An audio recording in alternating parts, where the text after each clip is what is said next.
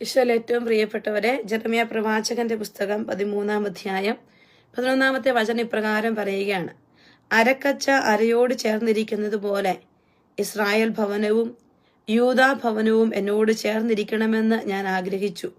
ഇത് അവർ എന്റെ ജനവും കീർത്തിയും അഭിമാനവും മഹത്വവുമായി നിലകൊള്ളേണ്ടതിനായിരുന്നു.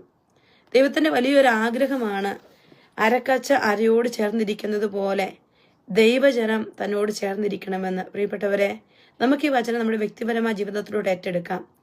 ഈശോ നമ്മളോട് ആവശ്യപ്പെടുന്നത് നമ്മൾ ഓരോരുത്തരും ഈശോയോട് ചേർന്ന് ജീവിക്കണം എന്നുള്ളതാണ്. നമ്മുടെ ജീവിതത്തിന്റെ ആദ്യ ഭാഗവും പലപ്പോഴും ദൈവത്തിൽ നിന്ന് മാറി ജീവിക്കുന്ന ഒരു ജീവിതമായിരിക്കാം ചിലപ്പോൾ നമുക്കുണ്ടാകുന്നത്. ചിലപ്പോഴെങ്കിലും നമ്മൾ ആഗ്രഹിച്ചിട്ട് അടുത്തായിരിക്കാൻ പറ്റാത്ത ഒരവസ്ഥയുണ്ടാകാം.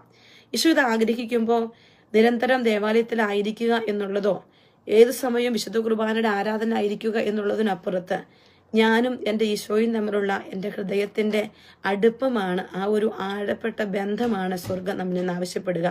ഒരു വ്യക്തിയുടെ ഹൃദയം, ഒരു വ്യക്തിയുടെ മനസ്സ് ഈശോയോട് ചേർന്നിരിക്കുമ്പോൾ ആ വ്യക്തി ഈശോയുടെ മഹത്വമായിട്ട് മാറും.